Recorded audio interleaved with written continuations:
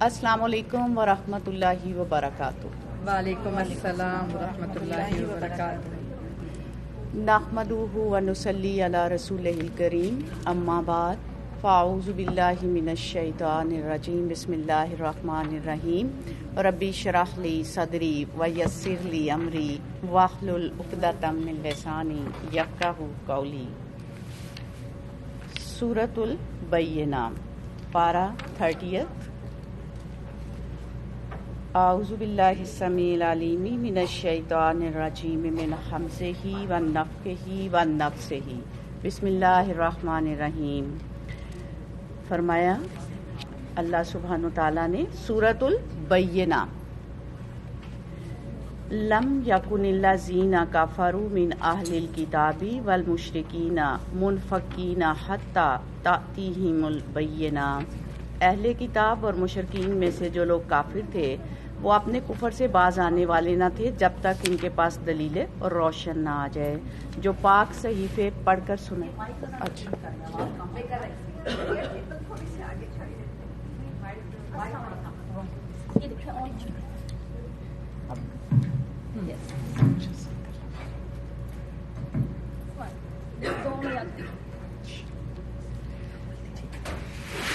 اعوذ باللہ السمیع العلیم من الشیطان الرجیم من ہمزہ ونفخہ ونفثہ، بسم اللہ الرحمن الرحیم۔ فرمایا جو پاک صحیفے پڑھ کر سنائے، یعنی لوگوں کو ہدایت دینے کے لیے رسول آئے جن میں بالکل راست اور درست تحریریں لکھی ہوئی ہوں، تو اللہ تعالیٰ نے حجت تمام کر دی، نبی صلی اللہ علیہ وآلہ وسلم کو بھیج دیا تاکہ لوگ ایمان لے آئیں۔ فرمایا پہلے جن لوگوں کو کتاب دی گئی تھی ان میں تفرقہ برپا نہیں ہوا، مگر اس کے بعد کہ ان کے ہاں راہ راست کا بیان واضح آ چکا تھا اور ان کو اس کے سوا کوئی علم نہیں دیا گیا تھا کہ اللہ کی بندگی کریں، اپنے دین کو اس کے لیے خالص کرتے ہوئے بالکل یکسو ہو کر، اور نماز قائم کریں اور زکوٰۃ دیں، یہی نہایت صحیح دین ہے۔ اب تفرقہ کی بنیاد کیا بتایا جا رہا ہے؟ صرف لا علمی نہیں ہوتی بلکہ انسانوں کی سرکشی ہوتی ہے۔ جب ہر انسان اپنا نام چاہتا ہے اور اپنے آپ کو اہمیت دیتا ہے تو خواہ وہ کتنا ہی پڑھا لکھا کیوں نہ ہو، پھر وہ ایک ٹیم کی طرح کام نہیں کر سکتا۔ اہل کتاب تھے، پڑھے لکھے لوگ تھے، لیکن نبی صلی اللہ علیہ وآلہ وسلم پر ایمان نہیں لائے۔ آپس میں بھی ان کی سرکشی اور بغاوت تھی ایک دوسرے کے ساتھ، لیکن جب پیغمبر بنی اسماعیل میں آ گیا تو یہ سرکشی اور بغاوت اور بڑھ گئی۔ تو اللہ سبحانہ وتعالیٰ نے فرماتے ہیں کہ میں نے اس کے لیے یہ سب کچھ نہیں بھیجا تھا کہ تم تفرقہ برپا کرو۔ اصل بات یہ ہے کہ ان کو جو حکم دیا گیا تھا وہ یہ تھا کہ خالص اللہ کی عبادت کریں، اور یہی حکم ہمارے لیے بھی ہے، بالکل یکسو ہو کر خالص اللہ کی عبادت، یعنی پورے فوکس ہو کر، اور نماز قائم کریں اور زکوٰۃ دیں، یہی نہایت صحیح دین ہے۔ اہل کتاب اور مشرکین میں سے جن لوگوں نے کفر کیا ہے وہ یقیناً جہنم کی آگ میں جائیں گے اور ہمیشہ اس میں رہیں گے۔ یہ لوگ بدترین مخلوق ہیں۔ جو لوگ ایمان لے آئے اور جنہوں نے نیک عمل کیے، یقیناً وہ بہترین خلائق ہیں، یعنی ایمان لا کر نیک عمل کرنے والے۔ فرمایا ان کی جزا ان کے رب کے ہاں دائمی قیام کی جنتیں ہیں جن کے نیچے نہریں بہہ رہی ہوں گی، وہ ان میں ہمیشہ ہمیشہ رہیں گے۔ اللہ ان سے راضی ہوا اور وہ اللہ سے راضی ہوئے۔ یہ کچھ ہے اس شخص کے لیے جس نے اپنے رب کا خوف کیا ہو۔ تو یہاں بتا دیا گیا کہ کسی خاص فرقے یا گروہ سے ہونے سے کوئی فرق نہیں پڑتا جب تک کہ تم وہ کام نہ کرو جو رب کو راضی کر دینے والا ہو، اور جب تک تم خیر البریہ نہ بنو۔ اگر خیر البریہ نہیں تو پھر کیا ہیں؟ شر البریہ ہوں گے۔ تو اجر کس پہ ہے؟ خیر البریہ بننے میں۔ اللہ سے دعا ہے کہ وہ ہمیں خیر البریہ بننے کی توفیق دے۔ آمین۔ سورۃ الزلزال، زلزال کہتے ہیں زلزلے کو۔ بسم اللہ الرحمن الرحیم، مدنی سورت ہے۔ فرمایا اذا زلزلت الارض زلزالہا واخرجت الارض اثقالہا وقال الانسان ما لہا یومئذ تحدث اخبارہا بأن ربک اوحی لہا یومئذ یصدر الناس اشتاتا لیروا اعمالہم فمن یعمل مثقال ذرۃ خیرا یرہ وَمَن يَعْمَلْ مِثْقَالَ ذَرَّةٍ شَرًّا يَرَهُ۔ فرمایا جب زمین پوری شدت کے ساتھ ہلا ڈالی جائے گی، یعنی زبردست زلزلہ آ جائے گا اور زمین اپنے اندر کے سارے بوجھ نکال کر باہر پھینک دے گی، اور انسان کہے گا کہ یہ اس کو کیا ہو رہا ہے، یہ زمین کو کیا ہوا، یہ کیوں پھٹ گئی۔ فرمایا اس روز وہ اپنے اوپر گزرے ہوئے حالات بیان کرے گی کہ میرے اوپر کیا کیا ہوا تھا، میرے اوپر کسی بندے یا بندی نے کیا کیا حرکتیں کی، کون سے اچھے اچھے کام کیے اور کون سے برے کام کیے، اور کون سے نیکی کے، کس نے کہاں بیٹھ کر شراب پی، اور کس نے کہاں زنا کیا چھپ کر، اور کس نے کہاں صدقہ خیرات کیا، اور کس نے کہاں اللہ کی عبادت کی۔ زمین بولے گی، آپ دیکھیں ہم زمین سے کہیں اٹھ کر جا نہیں سکتے، جہاں بھی ہوں گے زمین ساتھ ہی ہوگی، تو وہ کیا ہوگی، انسان کے لیے گواہ بن جائے گی۔ فرمایا زمین کیوں بولے گی، کیونکہ تیرے رب نے اسے ایسا کرنے کا حکم دیا ہوگا۔ اس روز لوگ متفرق حالت میں پلٹیں گے، یعنی مختلف طرح سے ہوں گے۔ کس طرح؟ ہر شخص اپنے عمل کے مطابق۔ کس لیے؟ تاکہ ان کے اعمال ان کو دکھائے جائیں۔ انڈر لائن کر لیں اس آیت کو، تاکہ ان کے اعمال ان کو دکھائے جائیں۔ ہر ایک شخص کو اس کا عمل قیامت کے دن دکھا دیا جائے گا، جو بھی اس نے کیا ہوگا۔ وَمَن يَعْمَلْ مِثْقَالَ ذَرَّةٍ خَيْرًا يَرَهُ۔ پھر جس نے ذرہ برابر نیکی کی ہوگی وہ اس کو دیکھ لے گا، ذرہ برابر نیکی۔ نبی صلی اللہ علیہ وسلم نے فرمایا کسی نیکی کو حقیر نہ سمجھو، اگرچہ کسی کو ایک رسی ہی دو یا کسی کو جوتے کا تسمہ ہی پکڑاؤ، یعنی ایک ٹیشو پیپر ہی اگر آپ کسی کو پکڑاتے ہیں تو وہ بھی کیا ہے، نیکی۔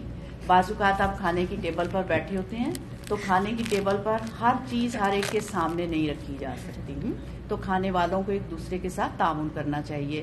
کوئی ڈونگا پکڑاتا ہے تو کوئی چمچ دے رہا ہوتا ہے، تو کوئی ٹیشو دے رہا ہوتا ہے، کوئی پانی دے رہا ہوتا ہے، خصوصاً افطار کے وقت میں جب ٹائم تھوڑا ہوتا ہے تو یہ سب کچھ کرنا ہوتا ہے۔ اب بعض لوگ اس چیز سے بڑے اریٹیٹ ہوتے ہیں کہ ہم سے کیوں کہا جا رہا ہے، ہم بیٹھ کے دعا مانگ رہے ہیں، کوئی بات ہے تمہارے کرنے والی، کہہ رہی ادھر سے کھجور پکڑا، میں دعا مانگ رہی ہوں بعد میں دیکھوں گی بھی۔ اریٹیٹ ہوتے ہیں کہ ہم سے کیوں کہا جا رہا ہے، خود کیوں نہیں کرسی سے اٹھ کر لے لیتے، خود یہ بڑی نوابزادی ہے نا، خود اٹھتی نہیں اور مجھے کہہ رہی ہے کہ ادھر سے یہ چیز پکڑا دو۔ بلکہ آپ کھانے کے ساتھ نظر رکھیں کہ کس کو کس چیز کی ضرورت ہے اور آپ آگے بڑھ کے دینے والے ہوں۔ اب ہم نے کیا بننا ہے، فائدہ دینے والے، خیر دینے والے، دوسروں کے کام آنے والے۔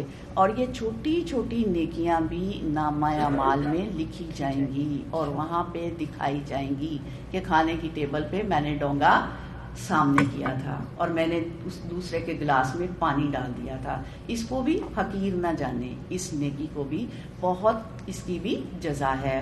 بہت خوبصورت نیکیاں یہ بھی نظر آئیں گی اور یہ بھی کام آئیں گی، اور جب اعمال نامے تولے جائیں گے تو اس وقت یہ چھوٹی چھوٹی نیکیاں اس کو وزنی کر دیں گی۔ کس لیے؟ کیونکہ یہ اس میں آتی ہے نا آپ کے اخلاق میں، تو اخلاق والی نیکی جو ہوگی وہ سب سے اس کا وزن زیادہ ہوگا۔ دیکھنے میں صرف ایک گلاس میں پانی ڈال کے آپ نے آگے رکھ دیا، چھوٹی سی نیکی، لیکن اجر کے لحاظ سے بہت زیادہ، اور یہ کس میں بھی آتا ہے، حقوق العباد میں بھی۔ تو بہت بہترین نیکی۔ اور اسی طرح جو ذرہ برابر برائی کرے گا وہ بھی اس کو دیکھ لے گا۔ کیوں؟ کیونکہ ہر چھوٹا بڑا عمل لکھا جاتا ہے، یعنی ہر چیز کے بارے میں جو ہے وہ لکھا جاتا ہے۔ ذرہ برابر بھی نیکی کریں گے تو لکھ لی جائے گی۔ اب ایک ایک چیز کے بارے میں تو نہیں کہ ہاں یہ چیز ہے، گاڑی ہے اور گاڑی میں سے بھی مرسیڈیز کا یہ ثواب ہے، پجارو کا یہ ثواب نہیں۔ ہر شخص عقل رکھتا ہے، خود قیاس کرے، خود سمجھ لے کہ اس کو کیا کرنا ہے۔ اصل چیز یہی ہے کہ انسان جو کچھ اس کے پاس ہے اس کو اللہ کے راستے میں لگانے والا بنے۔ ہم اپنے نام کی خاطر، اپنے بچوں کی خاطر، اپنے گھروں کی خاطر کیا کیا قربان نہیں کرتے، لیکن اللہ کی خاطر اور اللہ کے دین کی خاطر، اللہ کی مخلوق کی بھلائی کے لیے کتنا کرتے ہیں۔ ہم سب اپنا اکاؤنٹ دیکھ لیں، اپنا بیلنس دیکھ لیں کہ ہم کس کام کے لیے کتنا خرچ کرتے ہیں۔ اللہ نے ہمیں جو نعمتیں دی ہیں وہ ہمارے استعمال کے بھی ہیں، اور اس میں اللہ نے دوسروں کا حق بھی رکھا ہے، سب کا حق رکھا ہے۔ اس لیے جو آپ کے پاس اللہ نے نعمت دی ہے اس میں آپ دوسروں کو بھی شامل کریں۔ ایک ایک قدم لکھا جاتا ہے اللہ کی خاطر. جو بھی آپ چل کر آتے ہیں، اپنے گھر سے نکل کر مسجد تک آتے ہیں، تو ایک ایک قدم لکھا جا رہا ہوتا ہے، اور اس پر بھی اجر دیا جائے گا. یہ بھی چھوٹی نیکی نہیں ہے. آپ اللہ کے گھر کی طرف آ رہے ہیں تو اللہ آپ کو زبردست ویلکم کرتا ہے، اور پھر اس کے لیے بھی اس نے جزا رکھی ہے. سورۃ العادیات، سر پر دوڑانے والے گھوڑے کو کہتے ہیں. عادیات کے معنی ہیں بسم اللہ الرحمن الرحیم. والعادیات ضبحن، قسم ہے ان گھوڑوں کی جو پھنکارے مارتے ہوئے دوڑتے ہیں، بھاگتے ہیں، دوڑتے ہیں. کس لیے؟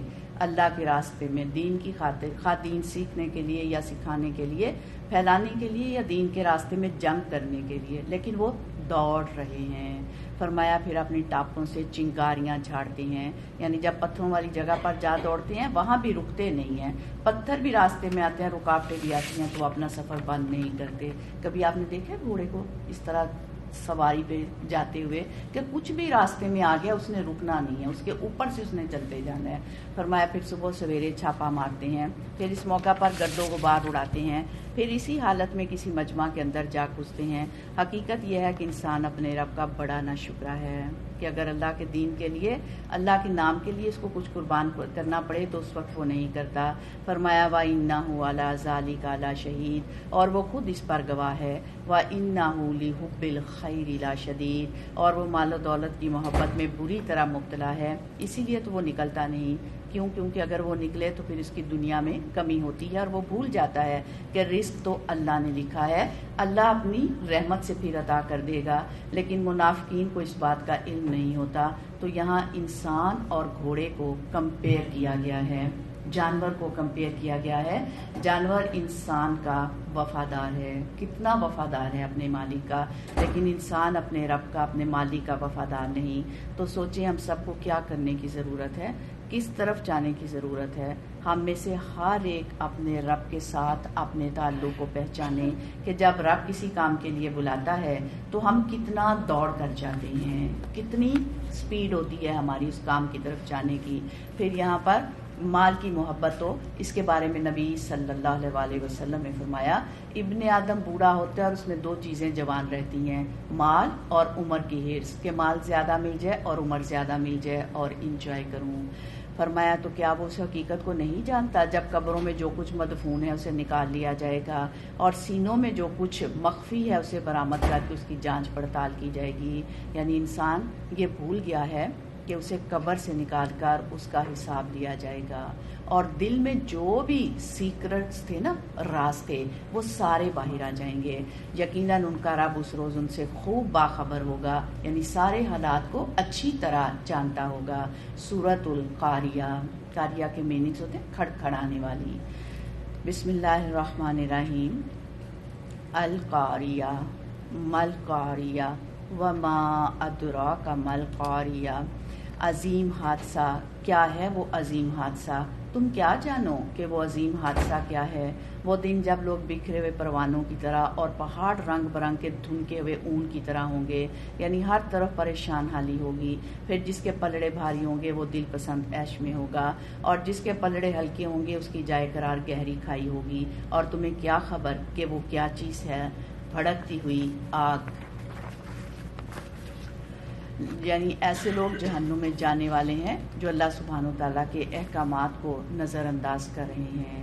اللہ ہمیں ان میں شامل نہ کرے. اللہم لا جعلنا منہم. آمین. سورۃ التکاثر. تکاثر کے معنی ہے کثرت کی خواہش. مکی صورت ہے. بسم اللہ الرحمن الرحیم. الہاکم التکاثر. تم لوگوں کو زیادہ سے زیادہ اور ایک دوسرے سے بڑھ کر دنیا حاصل کرنے کی دھن نے غفلت میں ڈال رکھا ہے. وجہ بتا دی گئی کہ غفلت کیوں ہے لوگوں پر، اللہ سبحانہ و تعالیٰ کی اطاعت کا جذبہ کیوں نہیں، دین کی خدمت کا شوق کیوں نہیں. اس غفلت کی وجہ سے. اور غفلت کیوں ہے؟ دنیا کی محبت کی وجہ سے. یعنی دنیا سے فرصت ہی نہیں. جب دنیا سے فرصت ہی نہیں تو پھر دین کا کام کس وقت ہو. فرمایا یہاں تک کہ اسی فکر میں تم لبے گور یعنی قبر کے گھڑے تک پہنچ جاتے ہو، یعنی دنیا دنیا کرتے. فرمایا ہرگز نہیں، ان قریب تم کو معلوم ہو جائے گا. پھر سن لو کہ ہرگز نہیں، ان قریب تم کو معلوم ہو جائے گا. ہرگز نہیں، اگر تم یقینی علم کی حیثیت سے اس روش کے انجام کو جانتے ہوتے تو تمہارا یہ طرز عمل نہ ہوتا. تم دوزخ دیکھ کر رہو گے، پھر سن لو کہ تم بالکل یقین کے ساتھ اسے دیکھ لو گے، پھر ضرور اس روز تم سے ان نعمتوں کے بارے میں جواب طلبی کی جائے گی. کون سی نعمتیں جن کے بارے میں پوچھا جائے گا؟ ایک دفعہ نبی صلی اللہ علیہ وسلم کسی نخلستان میں تشریف لے گئے، کھجوروں کے باغ میں، تو وہاں سے آپ کو چنی ہوئی کھجوریں اور ٹھنڈا پانی پیش کیا گیا. جب آپ صلی اللہ علیہ وسلم نے یہ کھجوریں کھائیں اور پانی پیا تو فرمایا، اس ذات کی قسم جس کے ہاتھ میں میری جان ہے، یہ ان نعمتوں میں سے ہے جس کے بارے میں قیامت کے دن تمہیں جواب دہی کرنی ہوگی. سوچیں، ہر روز افطاری کے وقت کیا یہ دو چیزیں ہمارے پاس نہیں ہیں؟ آج کل کھجور بھی ہے اور ٹھنڈا پانی بھی ہے.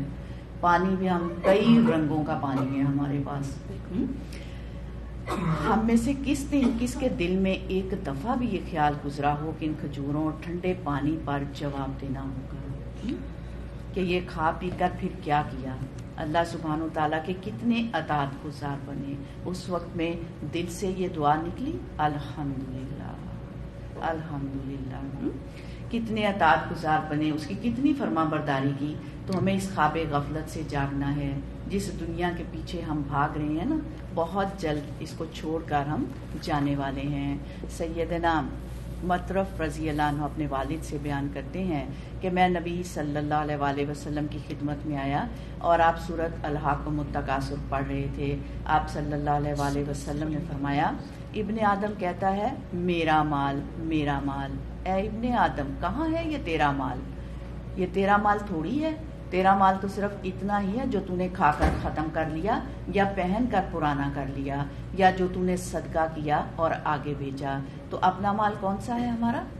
جو صدقہ کر کے جمع کرا دیا. باقی سب تو ختم ہونے والا ہے. لیکن ہم دیکھ سکتے ہیں اس میں کہ کتنا حصہ اللہ کی راہ میں جاتا ہے اور کتنا ہماری صرف خواہشات کو پورا کرنے میں استعمال ہوتا ہے. ہم میں سے ہر شخص یہ سوچے کہ کتنا مال اللہ کی پسند اور اللہ کی رضا حاصل کرنے کے لیے ہم خرچ کرتے ہیں اور کتنا مال ہم اپنی خواہشات کی تکمیل میں خرچ کرتے ہیں. میرا خیال ہے کہ ہم زیادہ مال جو ہے نا وہ اپنی خواہشات کی تکمیل میں خرچ کرتے ہیں. اور بیٹے کی شادی پر ہم یا بیٹی کی شادی پر کتنا مال لگاتے ہیں اور دین کی تعلیم پر کتنا. اس پر تو ہم کہتے ہیں ہم وہاں پہ جائیں جہاں پہ فیس ہی کوئی نہ ہو، وہاں پہ بچے کو داخل کرائیں. اس پر مال لگاتے کتنا. اس کی دنیا بنانے کے لیے ہم کتنا وقت لگاتے ہیں اور اس کا دین بنانے کے لیے ہم کتنا وقت لگاتے ہیں. اس کی دنیا کے لیے تو ہم الارم لگا کے سوتے ہیں کہ اس کو اٹھانا ہے، اس کو کومن چھوڑ کے جانا ہے، اس کو فلان کرنا ہے، اس کو وہاں سے لینا ہے، اس کو ادھر کرنا ہے، ادھر کرنا ہے. کبھی اس کو نماز کے لیے بھی اتنی ایفرٹ کی ہے ہم نے.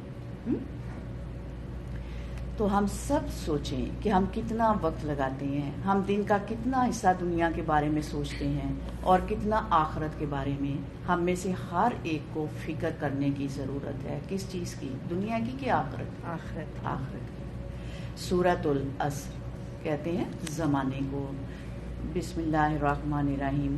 والعصر ان الانسان لفی خسر الا الذین آمنوا وعملوا الصالحات وتواصوا بالحق وتواصوا بالصبر. فرمایا زمانے کی قسم، انسان در حقیقت بڑے خسارے میں ہے سوائے ان لوگوں کے جو ایمان لے اور نیک اعمال کرتے رہے اور ایک دوسرے کو حق کی نصیحت اور صبر کی تلقین کرتے رہے. گزرتا ہوا وقت گواہ ہے کہ انسان اپنی عمر کو کھو رہا ہے. ہر روز ہر لمحہ زندگی ہماری کم ہو رہی ہے اور انسان اگر اس وقت سے فائدہ نہیں اٹھاتا تو وہ کس میں جا رہا ہے؟ نقصان میں جا رہا ہے. یہاں اللہ سبحانہ و تعالیٰ زمانے کی قسم کھاتے ہیں کہ گزرتے وقت کی قسم. اور پھر کس بات پر قسم کھائی گئی ہے؟ کہ یقینی طور پر سب انسان نقصان میں ہیں. ہاں، اس نقصان سے صرف وہ بچے گا جو ایمان لا کر نیک کام کرے گا اور صرف اپنی ذات کی حد تک نیک کام نہیں بلکہ دوسروں کو بھی نیکی کے رستے پر لگائے گا اور دوسروں کو صبر کی تلقین بھی کرتا رہے گا. کیونکہ جب نیکی کے رستے پر انسان چلتا ہے تو کچھ نہ کچھ مشکلات آتی ہیں، لیکن وہ مشکلات بڑی نہیں ہوتی، شیطان ان کو بڑا کر دیتا ہے. یہ ہمارے نفس پر بڑی بھاری ہو جاتی ہیں. تو ایسی صورت میں اللہ سبحانہ وتعالیٰ ہمیں کیا تلقین کر رہے ہیں کہ جب تم دیکھو کہ کوئی شخص دین میں آنے کے بعد پیچھے کو جا رہا ہے، کسی بھی چیز سے گھبرا کر تو اس کو تھام لو، اس کو پکڑ لو، کیونکہ ہم سب ایک دوسرے کے ساتھ ایسے ہی ہیں۔ اور مومنوں کی مثال مومنوں کے لیے ایسے ہے جیسے سیسا پلائی ہوئی دیوار۔ آپ صلی اللہ علیہ وآلہ وسلم نے اپنی انگلیوں کو انگلیوں میں ڈال کر مضبوط ہاتھ کر کے دکھایا کہ یوں ہے مومن ایک دوسرے کے لیے۔ تو کہیں پہ کوئی پھسلنے لگے تو اس کو فوراً کیا کرنا ہے؟ تھام لینا ہے۔ اس وقت صرف اتنا سوچ لیں کہ اگر کوئی تکلیف یہاں بیٹھنے میں آ رہی ہے یا بیٹھ کے تھک چکے ہوں، کوئی بھی وجہ ہو، یہ ساری چیزیں کس سے تعلق رکھتی ہیں؟ صبر سے۔ وَتَوَاصَوْا بِالْحَقِّ وَتَوَاصَوْا بِالصَّبْرِ۔ تو میں آپ سب کو اس صورت پر عمل کرتے ہوئے صبر کی تلقین کرتی ہوں۔ کیونکہ ان النصر مع الصبر، اللہ کی مدد صبر کرنے والوں کے ساتھ ہے۔ صبر ہی کے ساتھ کامیابی ہے، صبر ہی کے ساتھ انسان کے لیے اجر ہے، اور صبر ہی کے ساتھ انسان فاستبقوا الخیرات میں شامل ہو سکتا ہے۔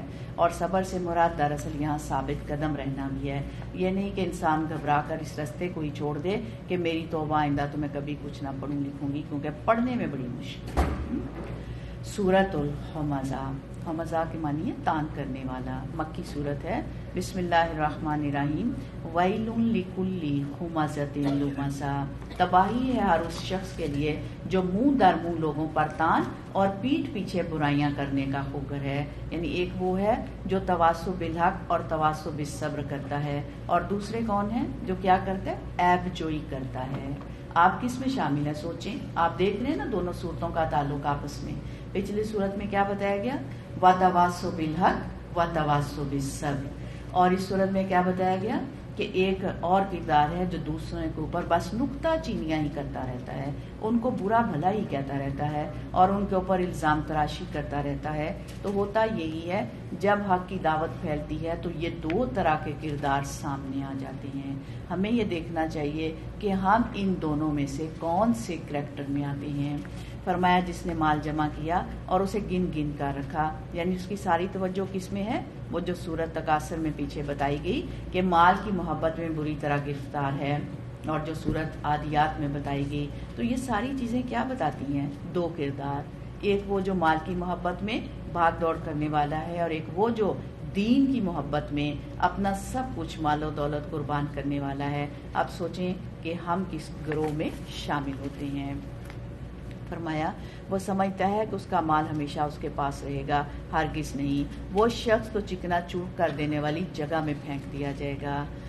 اور تم کیا جانو کیا ہے وہ چکنا چور کر دینے والی جگہ؟ اللہ کی آگ خوب بھڑکائی ہوئی جو دلوں تک پہنچے گی، وہ ان پر ڈھانک کر بند کر دی جائے گی۔ اللہ اکبر۔ عذاب جہنم سے پناہ مانگیں۔ آپ تصور کریں کہ جس طرح اون ہوتا ہے تو اون میں ڈال کر ڈھکنے بند کر دیے جائیں گے، کس کے لیے؟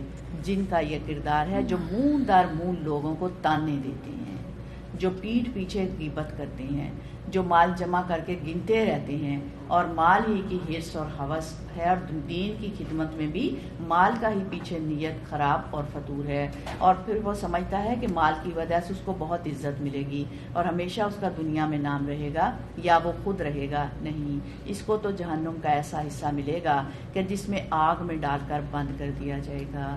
اللہم لا جعلنا منہم، آمین۔ فرمایا وہ آگ جو دلوں تک پہنچ جائے گی، کیوں؟ کیونکہ یہ دل ہی کی تو خرابی تھی ساری، دل ہی میں تو مال کی محبت تھی۔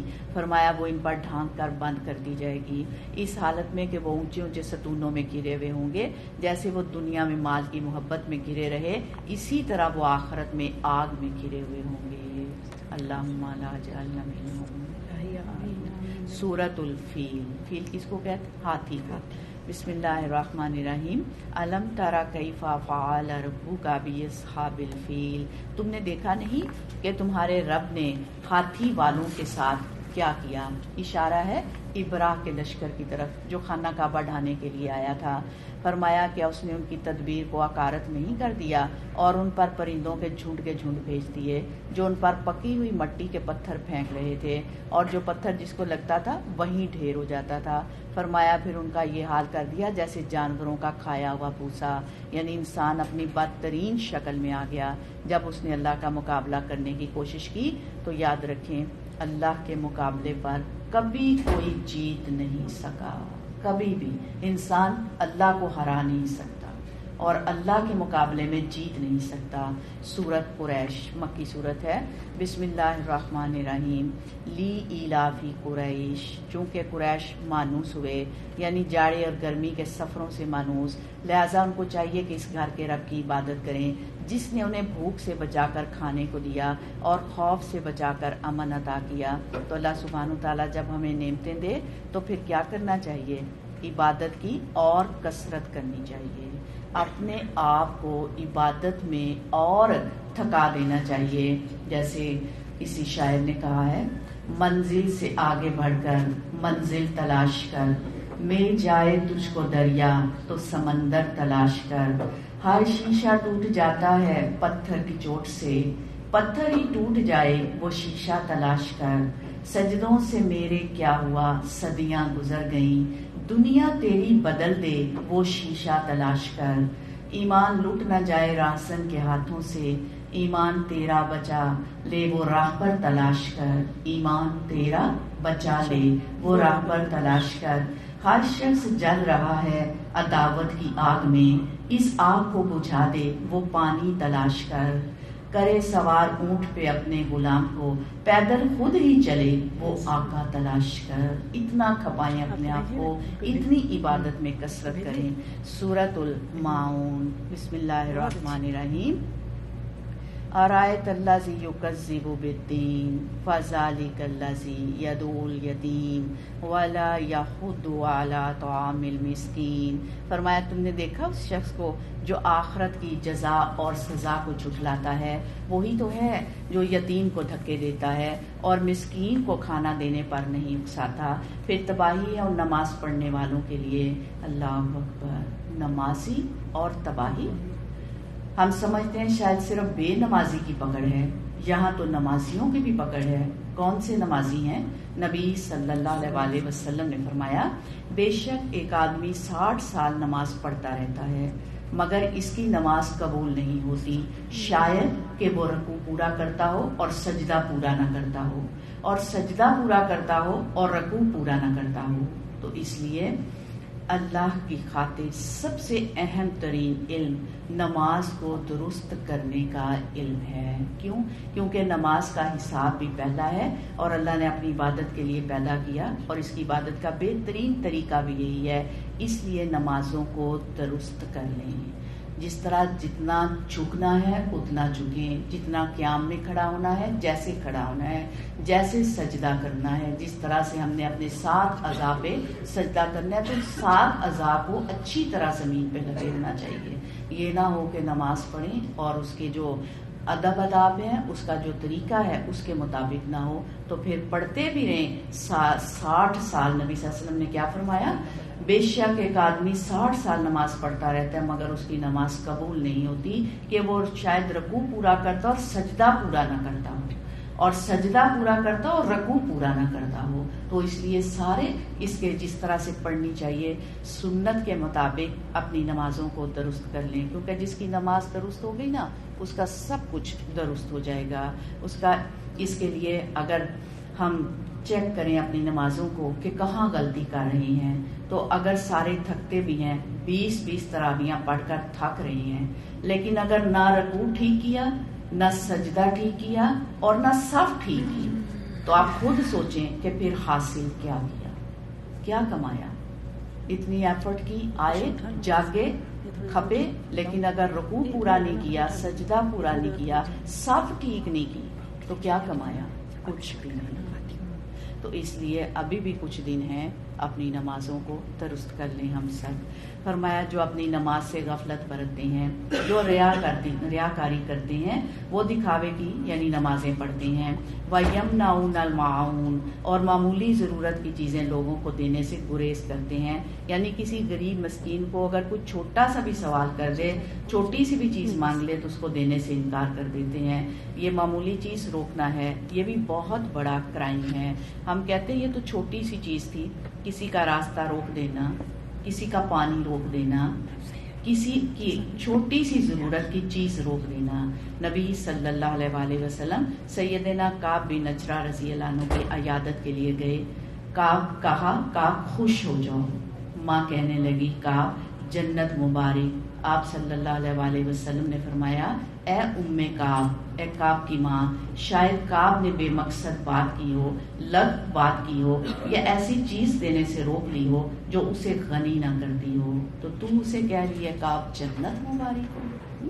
یہ تو اللہ کو پتا ہے. تو اس سے کیا پتا چلتا ہے کہ اگر آپ ایسی چیز دینے سے روک لیتے ہیں جو آپ کے بھی کام کی نہیں اور کوئی اور مانگ رہا ہے اور اس کو بھی دیتے نہیں، نہ خود برتتے ہیں نہ کسی کو دیتے ہیں، تو پھر ایسے میں انجام کیا ہے؟ وَيَمْنَعُونَ الْمَاعُونَ. انڈر کر لیں اس آیت کو. چھوٹی چھوٹی چیزیں شیئر کرتے رہا کریں، دیتے رہا کریں، دل کھلا کیا کریں. ہم لوگوں کے گھروں میں اکثر کے پاس نا بڑے بڑے دیگچے ہوتے ہیں، تو کچھ کے پاس نہیں ہوتے، تو انہیں جب ضرورت ہو وہ کہتے ہیں چلیں ان سے کہتے ہیں وہ ہم بڑا دیگچا لا کے نا تو وہ ہم پکا لیتے ہیں. تو ایک دو دفعہ دینے کے بعد وہ کہتے ہیں تمہیں خود نہیں منگا سکتی؟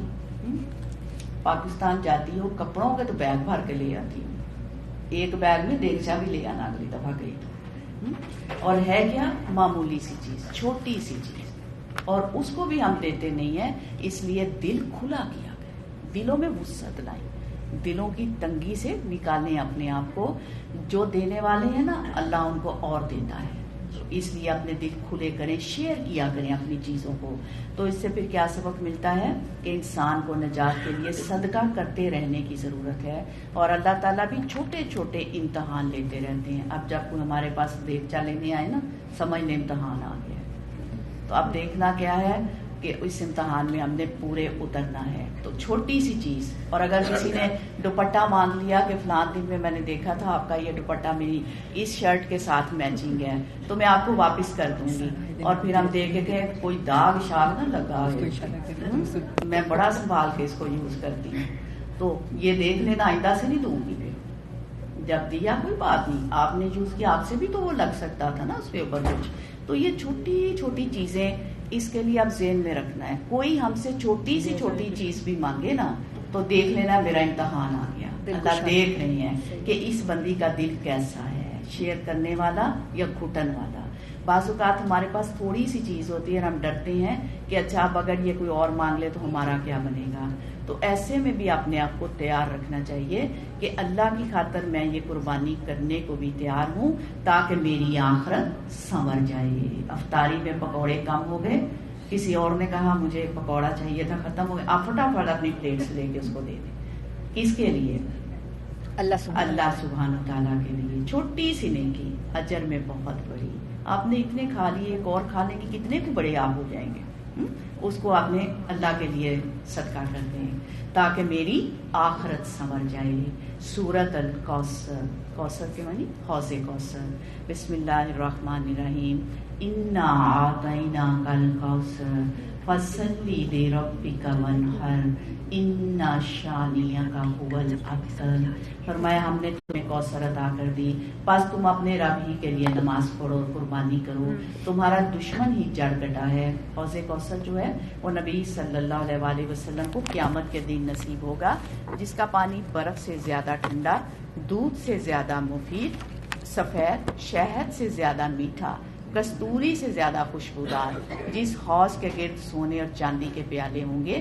جو ایک دفعہ اس میں پانی پی لے گا نبی صلی اللہ علیہ وآلہ وسلم کے ہاتھ سے، وہ پورا حشر کا عرصہ کبھی پیاسا نہیں ہوگا. لیکن کچھ لوگوں کو روک لیا جائے گا. یہ کون ہوں گے؟ جنہوں نے بدعات اختیار کی، بدعات کرنے والے، دین میں نئی نئی چیزیں نکالنے والے. ہمارے لیے اتنا ہی دین کافی ہے جو اللہ اور اللہ کے رسول صلی اللہ علیہ وآلہ وسلم نے ہمیں دے دیا. تو ایکسٹراز جو لوگوں نے من پسند چیزیں داخل کر لی ان سے بچنا چاہیے جن کی کوئی دلیل نہ ہو. سورۃ الکافرون 1/4 قرآن کے برابر ہے یہ سورت. حدیث میں آیا بسم اللہ الرحمن الرحیم.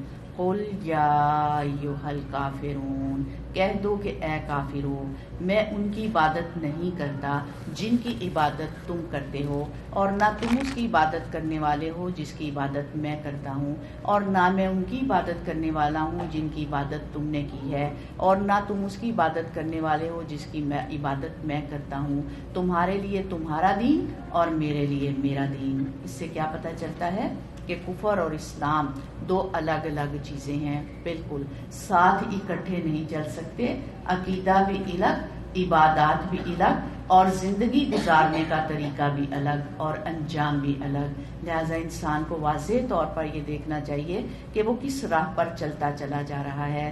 یہ نہیں ہو سکتا کہ اپنے آپ کو مسلمان کہے اور طور طریقے سارے غیر مسلموں کے اپنا لے۔ اللہ ہمیں سچا اور پکا مسلمان بننے کی توفیق دے۔ سورۃ النصر، نصر کہتے ہیں مدد کو۔ بسم اللہ الرحمن الرحیم۔ اذا جاء نصر اللہ والفتح، جب اللہ کی مدد آ جائے اور فتح نصیب ہو جائے۔ اور اے نبی صلی اللہ علیہ وسلم تم دیکھ لو کہ لوگ فوج در فوج اللہ کے دین میں داخل ہو رہے ہیں، تو اپنے رب کی حمد کے ساتھ اس کی تسبیح کرو۔ ہم بھی کر لیتے ہیں، سبحان اللہ سبحان اللہ وبحمدہ وبحمدہ سبحان اللہ العظیم۔ سبحان اللہ العظیم۔ اور فرمایا اس سے مغفرت کی دعا مانگو، ہم بھی مانگ لیتے ہیں۔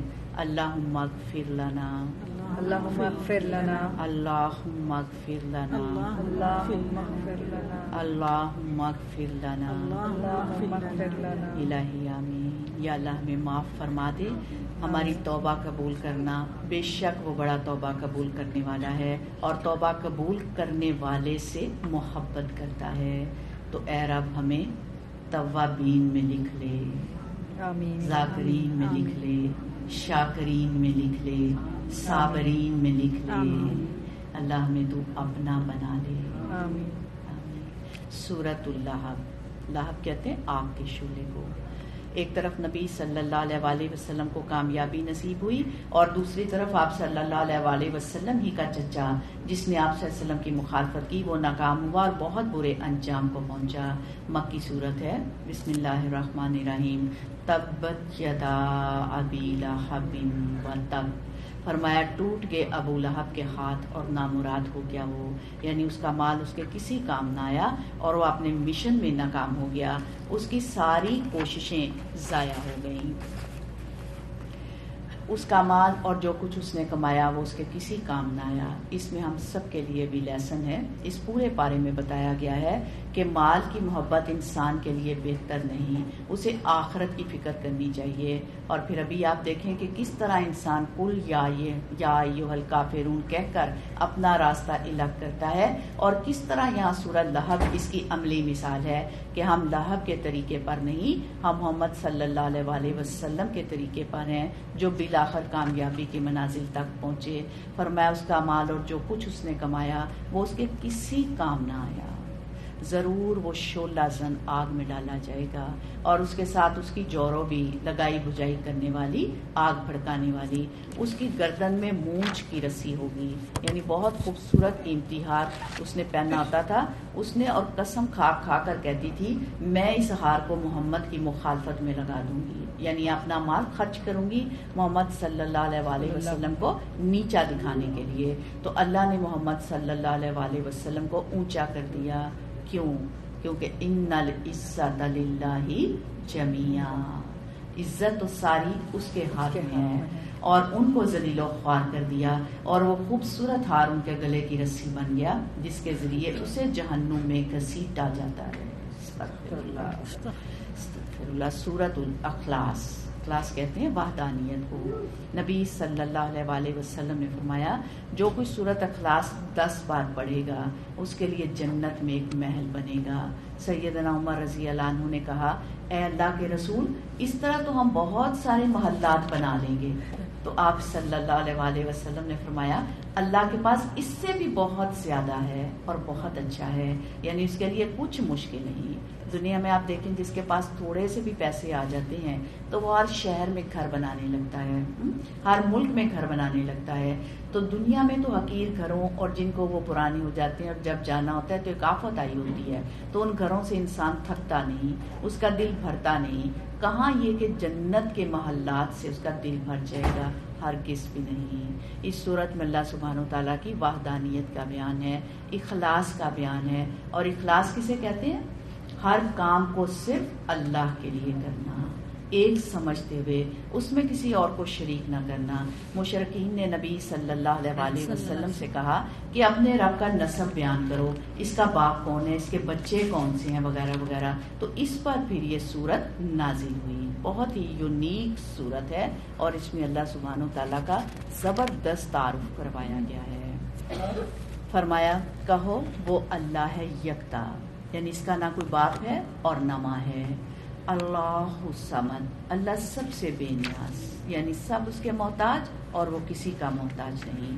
لم یلد ولم یولد، نہ اس کی کوئی اولاد ہے اور نہ وہ کسی کی اولاد، یعنی اس کے ماں باپ بھی نہیں، اولاد بھی نہیں. ولم یکن لہ کفوا احد، اور کوئی اس کا ہمسر بھی نہیں، یعنی اس جیسی کوئی چیز ہے ہی نہیں. لیسا کمثلہ شیء وہو السمیع البصیر. یہاں اللہ سبحانہ و تعالیٰ کی تعریف یا تعارف بتایا گیا ہے کہ ہمارا رب کون ہے، اور اسی بنیاد پر ہمیں اپنے رب سے تعلق قائم کرنا چاہیے، اس کو ایک مانتے ہوئے. اور یہ ایک ماننا صرف زبانی کلامی نہیں کہ میں اللہ کو ایک مانتی ہوں، نہیں. جب آپ نماز پڑھیں تو اس وقت، جب صدقہ خیرات کریں اس وقت بھی ہماری کیا فرمایا، کہہ دیجئے میری نماز اور میری قربانی اور میرا جینا اور میرا مرنا سب کچھ اللہ رب العزت کے لیے ہے، اس کا کوئی شریک نہیں. مجھے اسی بات کا حکم دیا گیا اور میں سب سے پہلا مسلمان ہوں، یعنی سب سے آگے بڑھ جاؤں گا، کسی اور کا انتظار نہیں کروں گا کہ کوئی اور قبول کرے اس حق کو. تو یاد رکھیں سورہ اخلاص جنت کو واجب کرنے والی سورت بھی ہے. اور پھر آخری دو صورتیں جن کو معوذتین کہا جاتا ہے، بے مثل صورتیں ہیں. نبی صلی اللہ علیہ وسلم نے فرمایا اے عقبہ بن عامر، میں تمہیں ایسی صورتیں نہ سکھاؤں جو نہ تورات میں ہیں، نہ انجیل میں، اور نہ اس جیسے فرقان میں. تم پر ایک رات بھی ایسی نہ آئے کہ تم ان کو نہ پڑھو. تو اپنی ہیبٹ بنا لیجئے. سورہ اخلاص، سورہ فلق اور سورہ ناس ہر روز رات کو پڑھ کر اپنے ہاتھوں پر پھونک مار کر اپنے منہ پر، سر پر، بازوؤں پر، پاؤں پر، ہر جگہ پر مل لیا کریں. اس سے کیا ہوگا؟ اس سے انشاءاللہ آپ ہر طرح کی شر سے بھی محفوظ رہیں گے اور جسمانی تکلیفوں سے بھی محفوظ رہیں گے. پھر اسی طرح ایک مرتبہ رسول اللہ صلی اللہ علیہ وسلم نے سیدنا ابن عبد رضی اللہ عنہ سے کہا کیا میں تمہیں تعوذ کے سب سے افضل کلمات نہ بتاؤں جن سے اگر کوئی اللہ کی پناہ لے تو سب سے اچھی پناہ لیتا ہے؟ میں نے عرض کیا یا رسول اللہ کیوں نہیں؟ فرمایا یہ دو صورتیں ہیں، سورت فلق اور سورت ناس، یہ پڑھا کرو. ایک دفعہ نبی صلی اللہ علیہ وسلم ایک اندھیری رات میں جبکہ سخت بارش ہو رہی تھی تو باہر نکلے ہوئے تھے. تو صحابہ کرام آپ صلی اللہ علیہ وسلم کو ڈھونڈ رہے تھے کہ آپ ہمیں نماز پڑھائیں. تو کہتے ہیں ہم نے آپ صلی اللہ علیہ وسلم کو پا لیا تو آپ نے فرمایا کچھ کہو. تو جب نہیں کچھ کہا تو آپ صلی اللہ علیہ وسلم نے فرمایا کہو قل هو اللہ احد، اور معوذتین صبح اور شام 3 بار یہ کہہ لو تو تمہیں اللہ تعالیٰ ہر چیز سے کافی کر دے گا. یعنی یہ جو 3 صورتیں صبح و شام 3 بار پڑھتا ہے یہ اسے ہر چیز کے لیے کافی ہو جاتی ہیں اور پھر یہ نظر بد سے بھی کفایت کرنے والی ہیں. نبی صلی اللہ علیہ وسلم جنوں اور انسانوں کی بری نظر سے پناہ مانگتے تھے. پھر جب معوذتین نازل ہو گئی تو آپ صلی اللہ علیہ وسلم نے ان کو لازم پکڑ لیا اور ان کے سوا باقی چیزیں چھوڑ دیں. تو یہ ہیں آخری 2 صورتیں معوذتین، سورت فلق اور سورت ناس. ہم ان کو پڑھتے تو ہیں لیکن سنت میں طریقہ کیا ہے کہ پڑھ کے ہاتھ پہ پھونک مار کے تو وہ سارے جسم کے اوپر ہاتھ ملے. سورت الفلق، فلق کہتے ہیں صبح کو. بسم اللہ الرحمن الرحیم. قل اعوذ برب الفلق، کہو میں پناہ مانگتا ہوں صبح کے رب کی، من شر ما خلق، ہر اس چیز کے شر سے جو اس نے پیدا کی، وَمِن شَرِّ غَاسِقٍ اِذَا وَقَبَ، اور رات کی تاریکی کے شر سے جب کہ وہ چھا جائے، وَمِن شَرِّ النَّفَّاثَاتِ فِی الْعُقَدِ، اور گھروں میں پھونکنے والوں یا والیوں کے شر سے، وَمِن شَرِّ حَاسِدٍ اِذَا حَسَدَ، اور حاسد کے شر سے جب کہ وہ حسد کرے۔ یعنی جس طرح اللہ تعالیٰ رات کا اندھیرا ختم کر کے دن کی روشنی لا سکتا ہے، اسی طرح اللہ تعالیٰ دہشت اور خوف کو دور کر کے امن بھی لا سکتا ہے، اور جو بھی پناہ لے اللہ کی، اللہ تعالیٰ اس کو پناہ دے سکتا ہے۔ تو یہاں پناہ مانگی گئی ہے کس سے؟ جادوگرنیوں سے، جادوگروں سے، حاسد کے شر سے جب کہ وہ حسد کرے۔ چونکہ قرآن نے ان چیزوں کا ذکر کر دیا، اس کا مطلب یہ ہے کہ شر تو موجود ہے، شر موجود ہے، تو جو شخص شر سے بچنا چاہے وہ ان صورتوں کو پابندی سے پڑھتا رہے اور دعا کرتا رہے، اللہ تعالیٰ دنیا میں پیدا ہونے والے ہر طرح کے شر سے تو ہمیں محفوظ رکھنا، اپنی پناہ میں رکھنا۔ آمین۔ سورۃ الناس، ناس کہتے ہیں لوگوں کو، انسانوں کو، مکی سورت ہے۔ بسم اللہ الرحمن الرحیم۔ قل اعوذ برب الناس مالک الناس الہ الناس من شر الوسواس الخناس الذی یوسوس فی صدور الناس من الجنات والناس۔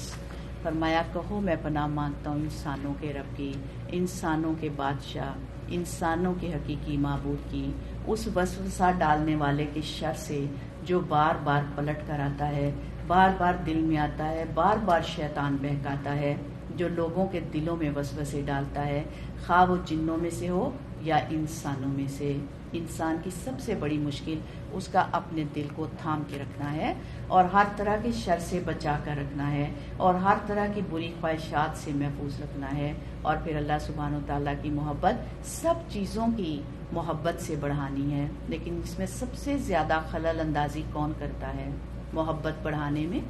اس کا سب سے بڑا دشمن جو برائی کو اس کے لیے یعنی انسان کے لیے خوشنما بنا کر دکھاتا ہے۔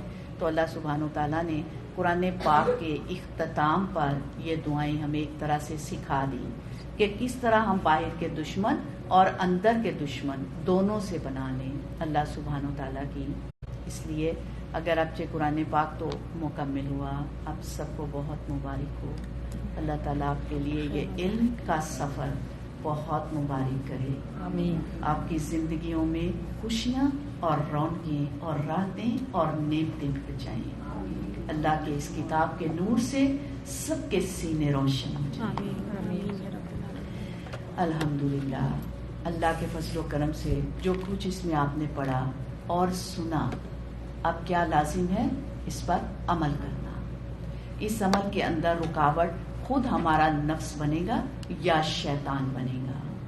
ان رکاوٹوں کو دور کرنے کے لیے اب اللہ سبحانہ و تعالیٰ نے ہمیں ٹپ دے دی ہے، ہمیں ٹپ دے دی گئی، سبق سکھا دیے گئے کیا کرنا ہے۔ اللہ کی پناہ لینی ہے، معوذاتین پڑھتے رہنا ہے، اور پورے شعور کے ساتھ ان کو پڑھنا ہے تاکہ ہم اللہ کی حفاظت میں رہیں اور اللہ کو پکارا کریں، یا اللہ میں نہیں بچ سکتی کسی برائی سے جب تک تو مجھے نہ بچائے، یا اللہ میں نہیں بچ سکتی کسی برائی سے جب تک تو مجھے نہ بچائے، نہیں بچ سکتی میں لوگوں کے شر سے جب تک تو مجھے نہ بچائے۔ تو اے رب تو مجھے اپنی حفاظت میں لے لے، اے رب تو میری مدد فرما، آمین۔ اے رب ضرور میری ایسی مدد فرما تاکہ میں اس دنیا سے ایمان کے ساتھ رخصت ہوں۔ الہی آمین یا رب العالمین۔ وآخر دعوانا ان الحمدللہ رب العالمین۔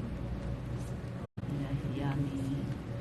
قرآن پاک کبھی بھی ختم نہیں ہوتا، تو اس کے لیے سنت ہے کہ جب قرآن کی تکمیل ہو تو پھر سے قرآن کا آغاز کر دیا جائے۔ تو اس کے لیے تلاوت کے لیے شیلا کو دعوت دیتی ہوں کہ وہ آئیں اور تلاوت کریں۔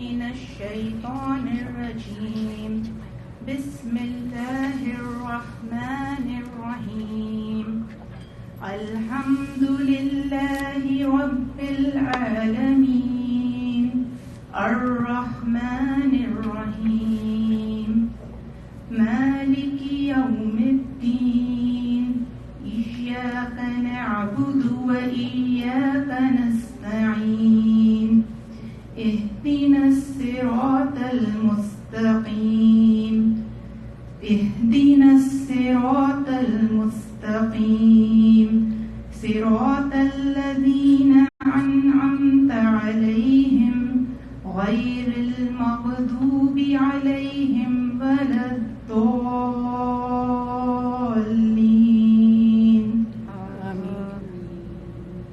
بسم الله الرحمن الرحيم ألف لام ميم ذلك الكتاب لا ريب فيه هدى للمتقين الذين يؤمنون بالغيب ويقيمون الصلاة ومما رزقناهم ينفقون والذين يؤمنون بما أنزل إليك وما أنزل من قبلك وبالآخرة هم يوقنون أولئك على هدى من ربهم وأولئك هم المفلحون إن الذين كفروا سواء عليهم أأنذرتهم أم لم تنذرهم لا يؤمنون ختم الله على قلوبهم وعلى سمعهم وعلى أبصارهم غشاوة ولهم عذاب عظيم.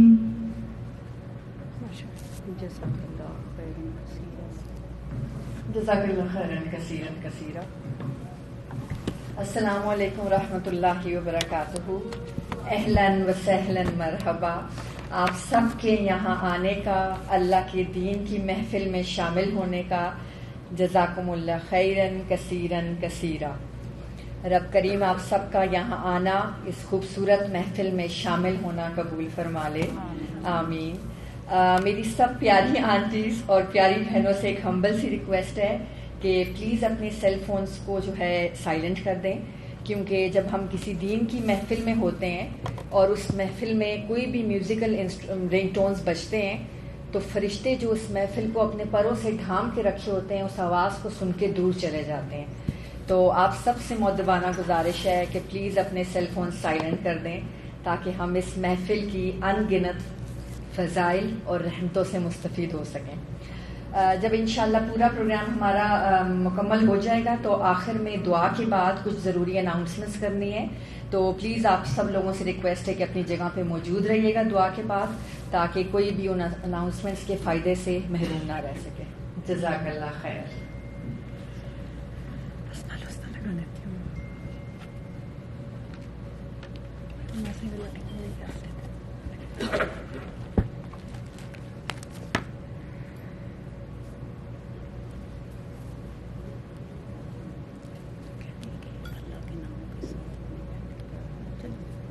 بولیے. میں نے مائک آف کیا ہوا ہے. بولے مائک آف ہے. اللہ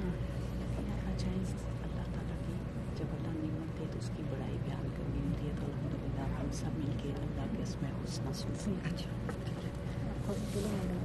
اب انشاءاللہ جب اللہ تعالیٰ نعمتیں عطا فرماتے ہیں تو ہم اس کی بڑائی بیان کرنی چاہیے. جب اللہ کریم ہمیں ان گنت نعمتوں سے نوازتے ہیں تو ہمیں ہمارا یہ حق ہے کہ ہم ضرور اللہ کریم کی جو ہے بڑائی بیان کریں. تو اس لیے اب ابھی ہم انشاءاللہ اسماء الحسنی سنیں گے.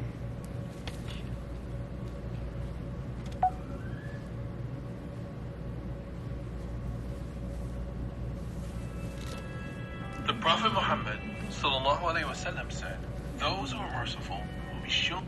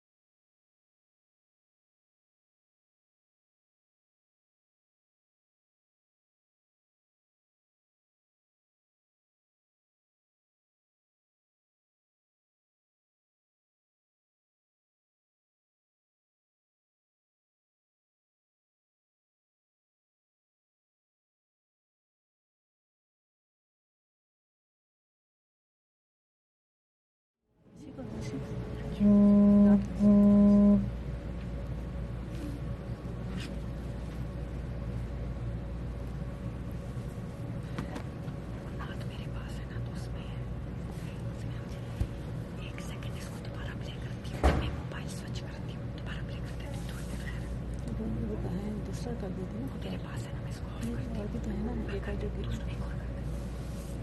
اسی کو کر دیں یہاں پہ. جیسے بھی جیسے ٹھیک لگتا ہے.